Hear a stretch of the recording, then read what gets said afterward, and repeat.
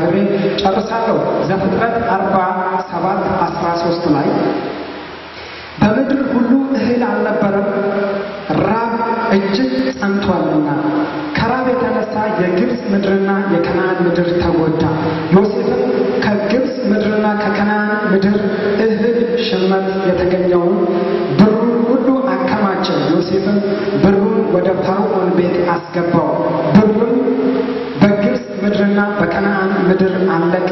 የግብፅ ሰዎችም ሁሉ ወደ ዮሴፍ መጡ እንዲህም ሲሉ እንጀራ ስጠን፣ ስለምን በፊትህ እንሞታለን?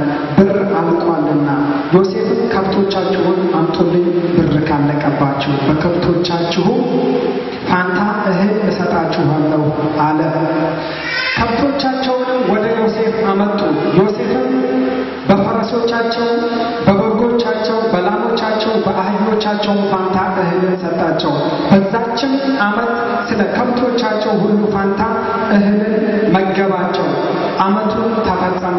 በሁለተኛው ዓመት ወደ እርሱ መጥተው እንዲህ አሉት፣ እኛ ከጌታችን አንሰወርም፣ ብሩ በፍጹም አልቋል። ከብቶቻችን ከጌታችን ጋር ነው። ከሰውነታችንና ከምድራችን በቀር በጌታችን ፊት አንዳች የቀረ የለም።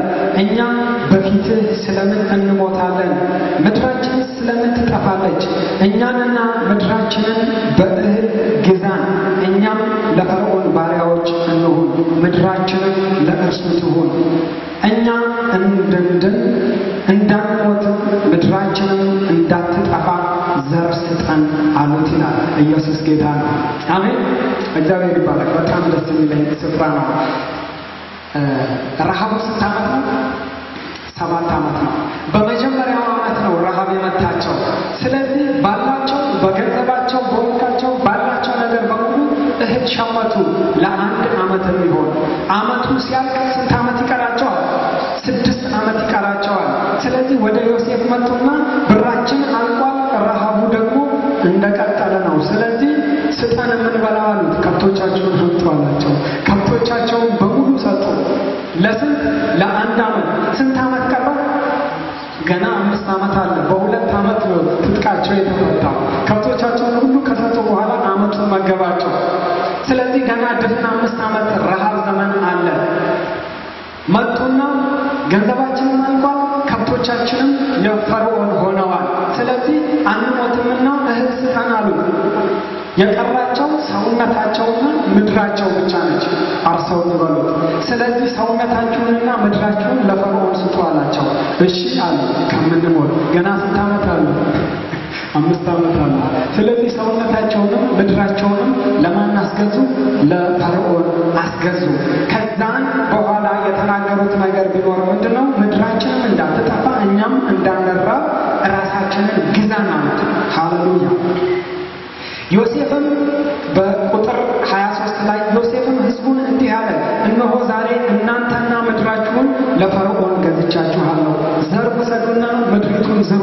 በመከር ጊዜ ፍሬውን ከ5 እጅ 1 እጅ ለፈርዖን ስጡ።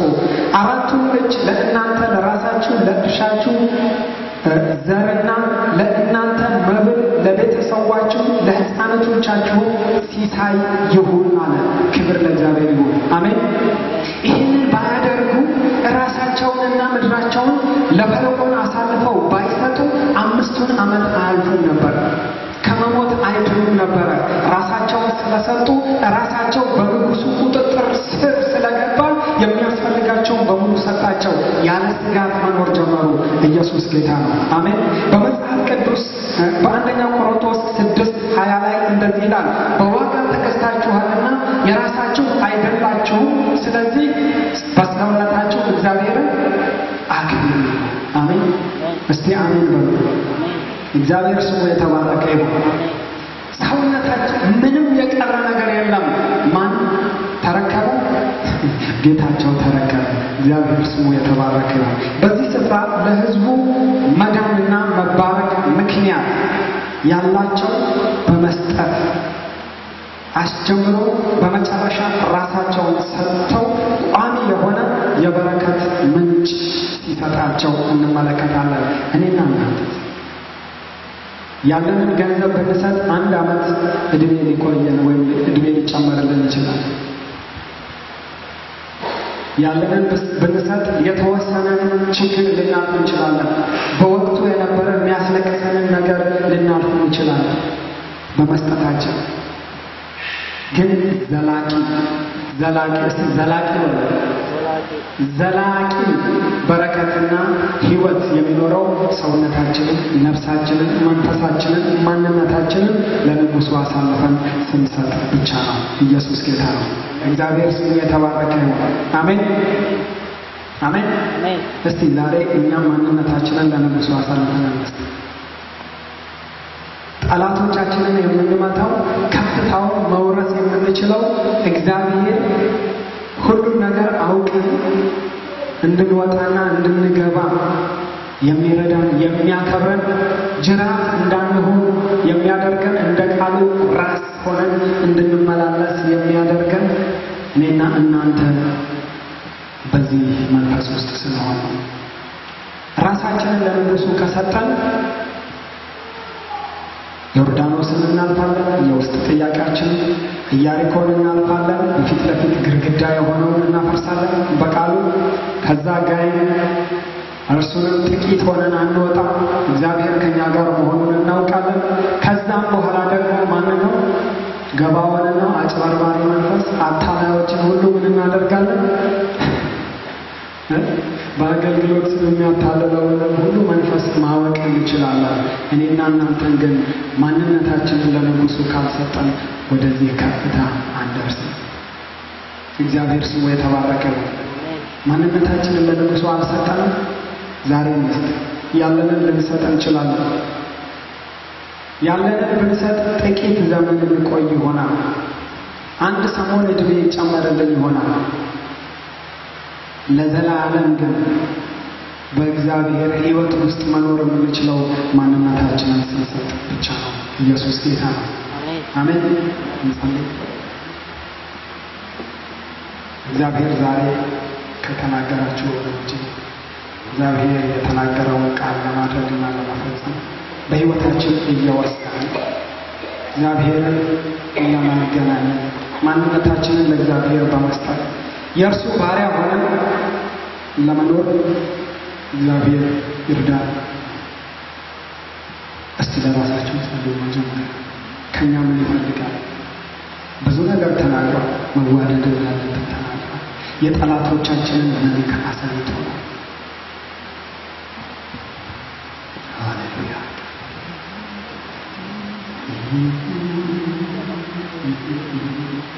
ሃሌሉያ። ኢየሱስ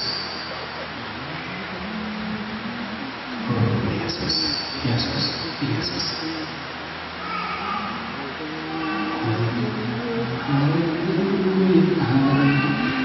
ወገኖች እያንዳንዳችን ጉዞ ላይ ያለ መንገደኞች ነን። የጽዮን መንገደኞች መንግሥተ ሰማያትን ለመውረስ በክርስቶስ ኢየሱስ የታደለ እድምተኞች፣ የክርስቶስ እድምተኞች ነን።